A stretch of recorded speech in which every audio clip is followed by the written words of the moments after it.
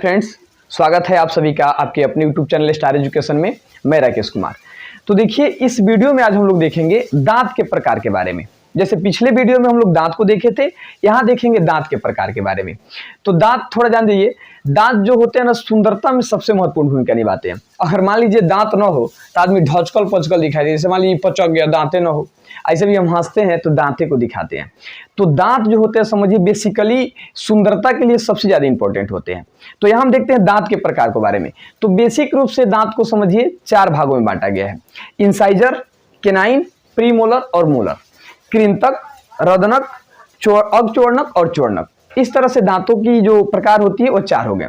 तो हम अब समझते हैं कृंतक के बारे में कि कृंतक क्या होते हैं, मतलब इंसाइजर क्या है। तो वैसे दांत जो भोजन को काटने का काम करते हैं, यानी जो भोजन को क्या करते हैं, काटते हैं, उसे हम कहते हैं इंसाइजर यानी कृंतक।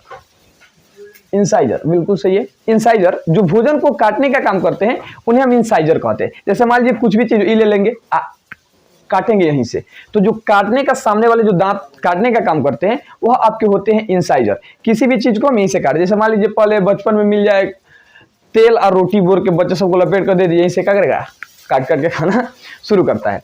तो इंसाइजर जो आपके हो गए कृंतक, वो भोजन को काटने का काम करता है। इसे देखिएगा नोज टीथ कहते हैं। नोज टीथ क्यों? क्योंकि नाकों के क्या होते हैं, एकदम सीधे सामने होते हैं, नाकों के सामने होते हैं। तो नाकों के सामने होने के कारण इसे नोज टीथ कहते हैं। अब नाक पचकल हो उसका मतलब नहीं, मान लीजिए अगर अब भैंसी लात धो दिया नाक पे तो वो तो फैलल है तो ज्यादा ही छेक लेगा। लेकिन नहीं, नॉर्मली अगर नाक की बात करें तो यह नाक के सामने होते हैं 4 इसकी संख्या होती है। देखिए ऊपर में देखिए, यहां से लेकर यहां तो अंदर गिनेगा ना, 4 होते हैं इसकी संख्या। तो कृंतक दांतों की संख्या कितनी होती है? 4 होती है। तो 4 ऊपर हो गए, समझिएगा थोड़ा, 4 ऊपर और 4 नीचे, तो इसकी संख्या क्या हो गई? 8 हो गई। देखिए यहाँ पे यहाँ लिखा गया कृंतक। तो कृंतक क्या है? यह भोजन को काटने का काम करता है। इसे नोज टीथ कहते हैं और इसकी संख्या कितनी होती है? 8 होती है। तो ये समझ गए। अब अगला देखते हैं। अगला आपके जो दांत के प्रकार हैं वह है आपके रदनक यानी केनाइन। यह भोजन को फाड़ने का काम करता है, फाड़ने चीरने का काम करेगा। कौन? आपके रदनक दांत। तो जो भोजन को फाड़ता है या चीरता है उसे हम क्या कहते हैं? आपके रदनक कहते हैं। अब थोड़ा समझिएगा, इसे हम कहते हैं आइज टीथ। ये आंखों के सामने होता है। किसके सामने? दोनों आंख के सामने होगा। आई होता है लंबा लंबा। अब लंबा किसमें? मांसाहारी में यह लंबा होता है और शाकाहारी में क्या होता है? छोटा होता है। देखिएगा जो जानवर होते हैं, बाघ से को देखिएगा निकला रहता है बाहर, 2 इधर से और 2 नीचे से। तो इसकी संख्या, रदनक की संख्या कितनी हो गई? 4 हो गई। अब देखिएगा, हमारे जो ईंख को लेते हैं तो कहाँ लगाएंगे? यहाँ पे धोकर अब फाड़ेंगे इसी से। कहीं गोड़ी उड़ी खींच रहा है तो समझिए पकड़ कर वहीं से खींचते हैं इसको। तो फाड़ने का काम आपके कौन करते हैं? रदनक करते हैं। तो जो भोजन को फाड़ता है उसे हम कहते हैं रदनक। इसकी संख्या कितनी होती है?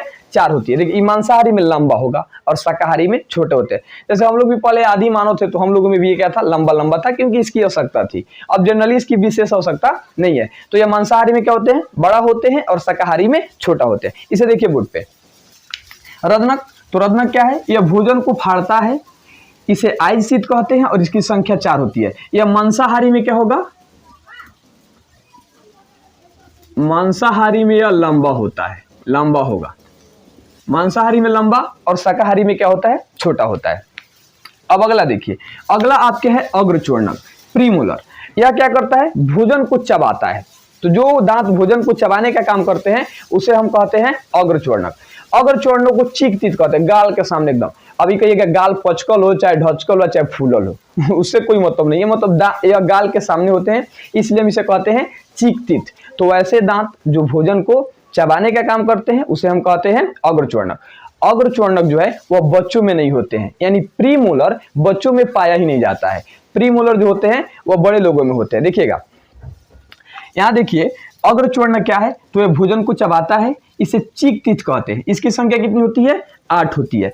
4 आपके नीचे और 4 आपके ऊपर, तो 4 4, इसकी संख्या कितनी हो गई? 8 हो गई। देखिएगा बच्चों में यह नहीं होता है, यानी चीक टीथ जो होते हैं वह बच्चों में, यानी अग्रचोर्णक जो दांत होते हैं वो बच्चों में आपके बेसिकली नहीं होते हैं। आगे देखिएगा, अब हम आगे देखते हैं आपके चोर्णक के बारे में। तो चोर्णक जो है ये भी भोजन को क्या करता है? चबाने का काम करता है। तो ऐसे जहां जो भोजन को चबाने का काम करते हैं उसे हम कहते हैं चोर्णक। इस चोर्णक में थर्ड चोर्णक जो होते हैं, थर्ड मोलर लास्ट वाले जो होते हैं, वो बच्चों में नहीं होता है।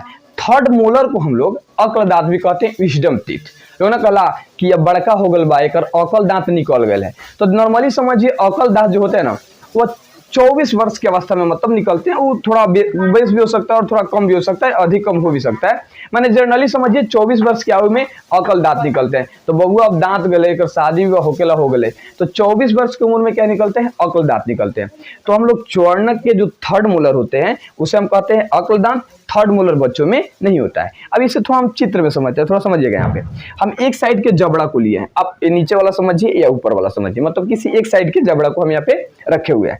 तो देखिएगा ये जो होते हैं एकदम सामने वाले दांत इंसाइजर, ये जो लंबा होता है केनाइन, प्रीमोलर और मोलर। अब समझिए यहाँ पे इंसाइजर यह भोजन को क्या करता है? काटने का काम करता है। केनाइन भोजन को फाड़ने का काम करता है। प्रीमोलर यह भोजन को चबाता है और मोलर यह भोजन को चबाता है। यह दोनों जो अग्रचोर्णक और चोर्णक जो होते हैं वो भोजन को चबाने का काम करते हैं। इसमें का जो ये थर्ड मोलर होता है, ये थर्ड मोलर ये बच्चों में तो होता ही नहीं है, और ये मोलर जो है ये तो बिल्कुल, प्री मोलर तो बच्चों में बिल्कुल होता ही नहीं है। इसमें का मोलर में का थर्ड मोलर बच्चों में नहीं होता है। तो बेसिकली जो छोटे बच्चे होते हैं उसमें देखिए तो यानी कुल इंसाइजर की संख्या नीचे 4 ऊपर 4, 8 इसकी संख्या हो गई। केनाइन की संख्या 2 नीचे 2 ऊपर, इसकी संख्या 4 हो गई। प्रीमोलर देखिए क्या, प्रीमोलर एक साइड 2 इस साइड, तो 2 2 4 और ऊपर के जबड़े में 4 नीचे के जबड़े में 4, तो इसकी संख्या 8 हो गई। और प्रीमोलर की संख्या 12 होती है। तो इस तरह से कुल दांतों की संख्या 52 होती है। आप इसका स्क्रीनशॉट लीजिए। चलिए आइए अब हम देखते हैं दंत फार्मूला के बारे में। देखिए डेंटिस्ट फार्मूला जो होते हैं बहुत इजी होते हैं, आप इजीली इसे निकाल सकते हैं। थोड़ा देखिए ध्यान से, या देखिए दांत का जो है आपके इंसाइजर हो गए केनाइन, प्रीमोलर और मोलर, या एक साइड के जबड़ों को लिया गया है, जैसे नीचे वाला हो या ऊपर वाला हो, कोई आप आसानी से समझ सकते हैं। देखिए दंत फार्मूला निकालने के लिए हम एक साइड के जबड़ों को एकदम बीचों बीच भाग में बांट देते हैं। एकदम इसे क्या करेंगे? बीचों बीच वाले भाग में पूरा इसे बांट देंगे। इसे एक साइड के दांत को लेकर हम क्या करते हैं? चलते हैं। तो थोड़ा समझिएगा। देखिए तो यहाँ दंत सूत्र लिखा गया है। दंत सूत्र क्या? इंसाइजर, केनाइन, प्रीमोलर और मोलर। फिर नीचे भी वही लिखते हैं इंसाइजर, केनाइन, प्रीमोलर और मोलर। अब देखिएगा ये बच्चों में अलग होता है और जो एडल्ट होते हैं, वयस्क होते हैं, उसमें अलग, और चाइल्ड में अलग होता है। तो हम थोड़ा वयस्क में समझते हैं। देखिएगा वयस्क में क्या होगा, थोड़ा ध्यान दीजिए यहाँ पे। अब देखिएगा इंसाइजर, यानी इंसाइजर की संख्या कितनी होगी? एक साइड 2, तो 2 हो गया। केनाइन 1 हो गया आपके, प्रीमोलर 2 और मोलर कितने हो गए आपके? 3 हो गए। फिर नीचे भी वही हो जाएगा वयस्क में 21 23 और गुना 2 बराबर ये हो जाते हैं 32। अब गुना 2 क्यों? अब 32 कैसे हो गया इसको समझिएगा। अब देखिए एक साइड के दांत को रखा गया है, तो 3 2 5 5 1 6 6 2 8। अब देखिएगा इस साइड 8 और इस साइड 8 16, यानी एक जबड़ों में 16 और 16 दूना 32, यानी दोनों साइड मिलाकर कितने हो गए? 32 हो गए। तो ये हो गए आपके वयस्क में। लेकिन बच्चों में ये थोड़ा अलग होता है। बच्चों में देखिए क्या होगा, इंसाइजर की संख्या बच्चों में कितना? 2 हो गई, तो 2। केनाइन बच्चों में 1 होते हैं, तो 1। अब प्रीमोलर, तो प्रीमोलर बच्चों में तो होता ही नहीं है, तो कहां से होगा? प्रीमोलर नहीं होता है, तो इसका मान 0। अब पढ़ते हैं मोलर पे, तो मोलर में भी थर्ड मोलर नहीं होता है, तो एक हट गया तो 2 गुना बचा, तो 2 हो गया। फिर नीचे भी यही हो जाएगा 21 0 2 गुना 2, यह हो गया आपका 20। अब 20 कैसे भी देख लीजिए, 2 1 3 3 2 5, तो इस साइड 5 इस साइड 5 10। अब एक जबड़े में 10, तो अगले जबड़े में कितने हो गए? 20। तो इस तरह बच्चों में दांतों की संख्या 20 और जो बड़े होते हैं एडल्ट उनमें दांतों की संख्या 32 होती है। तो आप ये डेंटाइन फॉर्मूला आप समझ गए। थोड़ा आगे हम और चीजों को इसमें ध्यान से समझते हैं, ध्यान दीजिएगा। दांत जो आपके होते हैं वो जबड़ों पर निकलते हैं। कहाँ निकलते हैं? जबड़ों पर। तो ये देखिएगा शरीर के सबसे जो मजबूत अंग होते हैं वह आपके जबड़ा होते हैं। क्या होते हैं? जबड़ा। अब नहीं देखिए जबड़ा बहुत मजबूत अंग है। अगर क्वेश्चन डाला जाए कि मनुष्य के शरीर का सबसे मजबूत अंग, तो जबड़ा। अब जबड़े में जो मांसपेशी है वह सबसे मजबूत मांसपेशी भी होता है। तो भी क्वेश्चन कहा जाए कि मनुष्य के सबसे मजबूत मांसपेशी कौन है, तो हो गए आपके जबड़ों की मांसपेशी। तो सबसे मजबूत अंग जबड़ा और सबसे मजबूत मांसपेशी तो जबड़ों की मांसपेशी। अब थोड़ा और देखिएगा, अब मान लीजिए दांत जो होते हैं ना जबड़ों पर निकलते हैं। अब दिखावा के आधार पर, यानी बाहरी बनावट के आधार पर हम देखें बाहर से कैसे दांत, जैसे हंस रहे हैं तो ये कैसे दिख रहा है। अब दांतें तो है तो वो अंतर बताए कौन मूस है, कौन मतलब पक्षी या चोंच वाला। अब कौन निकल गया दांत, तीसरा निकल गया, कहाँ बढ़िया दिखेगा सब। तो दांत समझिए सुंदरता में बहुत योगदान निभाता है। तो निकल गया कहीं, चाहे दांतें नहीं है तो गाल भचकल पचकल दिखाई देगा। तो दांत जो बाहरी बनावट के आधार पर दांतों को 2 भागों में बांटा गया है, होमोडोंट और हेट्रोडोंट। यानी बाहरी बनावट के आधार पर दांत 2 प्रकार के, होमोडोंट और हेट्रोडोंट। होमोडोंट का मतलब होता है कि जब जबड़ों पर निकलने वाले दांत एक ही प्रकार के होते हैं, तो उसे हम कहते हैं होमोडोंट। जैसे देख लीजिए मछली, छिपकली, इस समय दांत जो निकलते हैं होमोडोंट निकलते हैं, यानी या एक ही प्रकार के होते हैं। हम देखें हेट्रोडोंट, तो हेट्रोडोंट का मतलब होता है जब जबड़ों पर निकलने वाले दांत विभिन्न प्रकार के हो, मतलब अलग अलग हो, तो वह होता है हेट्रोडोंट। हेट्रोडोंट के अंतर्गत स्तनधारी जीव आ जाते हैं, जैसे मनुष्य हो गए। हम लोग का दांत भी देखिए विभिन्न प्रकार के, अभी हम लोग दांत बेसिकली 4 प्रकार के देखें। अब देखिएगा फिर जबड़ों पर निकलने के आधार पर, जबड़ों के निकलने के आधार पर दांत को 3 भागों में बांट दिया गया। और इसके नाम में इसका परिभाषा है, नाम जहां रखे आप आराम से बता दीजिएगा। देखिए तो जबड़ों पर निकलने के आधार पर दांत 3 प्रकार के, एक बार दंती, द्विबार दंती, बहुबार दंती। एक बार दंती, द्विबार दंती और बहुबार दंती। एक बार दंती के मतलब जो एक बार आए, एक बार आने के बाद चल गए तो फिर दोबारा ना आए, तो ऐसे दांत जो जबड़ों पर सिर्फ एक बार निकलते हैं उसे एक बार दंती कहते हैं।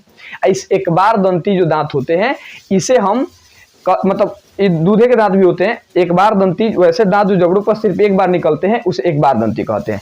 एक बार दंती को अस्थाई तीत भी कहा जाता है, यानी परमानेंट टीथ, अस्थाई दांत भी कहा जाता है, क्योंकि एक बार आ गया तो आ गया और फिर गया तो आएगा नहीं। तो मनुष्य में अस्थाई दांतों की संख्या 12 होती है।